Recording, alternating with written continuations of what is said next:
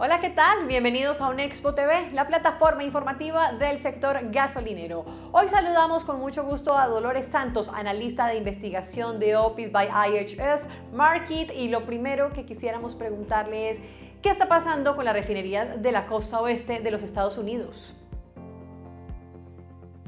2020 has seen record drops in fuel demand as a result of the COVID virus, and the West Coast is no exception. The huge drop in demand prompted Marathon Martinez to close down their refinery on April 29th. On July 31st, they announced their petroleum refinery would be permanently closed and converted to produce renewable diesel in early 2022. On August 12th, Phillips 66 announced they will close their refineries in Santa Maria and Rodeo in 2023-2024 and convert Rodeo to produce renewable diesel and other renewable products.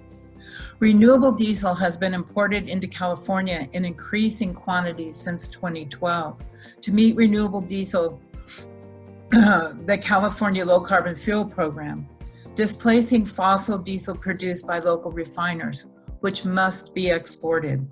Most goes to Mexico and South America.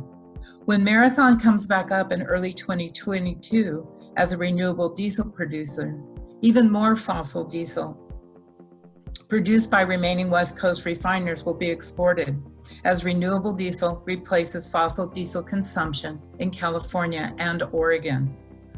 Just 15 years ago, the West Coast imported approximately 130,000 barrels of fuel per day. Now the West Coast exports over 340,000 barrels per day. The Martinez refining capacity of 160,000 barrels a day represents about half of what is being exported every day out of the West Coast. ¿Y cuál es el impacto de la oferta-demanda en Estados Unidos y potencialmente en México? Es decir, ¿podría haber menos producto disponible para México? Marathon's closing of the Martinez refinery in April had little impact on the supply-demand balance on the West Coast due to reduced fuel demand this spring and summer. Even with the refinery shut down, West Coast inventory levels remain consistent and well-supplied. West Coast refiners are currently running at 70% of capacity, with room to ramp up to 70% or higher when demand picks up. The remaining refineries on the West Coast are complex and very efficient and capable of meeting our demand. The reality is, northern Mexico has become part of the supply-demand balance on the West Coast. Tesoro, now Marathon, was the first foreign company to obtain fuel storage in Mexico, and they have opened several retail stations in the last 3 years. Marathon's Los Angeles refineries depend heavily on the retail demand in Northwest Mexico market, and they're committed to growing their presence there. Also, California has mandated 5 million electric vehicles to be on the road by 2030. As gasoline demand on the West Coast continues to drop, refiners will look to supply even more fuel into Mexico. ¿Qué podría ocurrir con los precios de los combustibles en México debido al cierre de las refinerías? California fuel is usually priced higher than the Gulf Coast or other markets due to strict California fuel specifications to meet their climate programs. Fuel for export does not need to meet the strict fuel specifications, so pricing should be more reflective of the Mexican markets.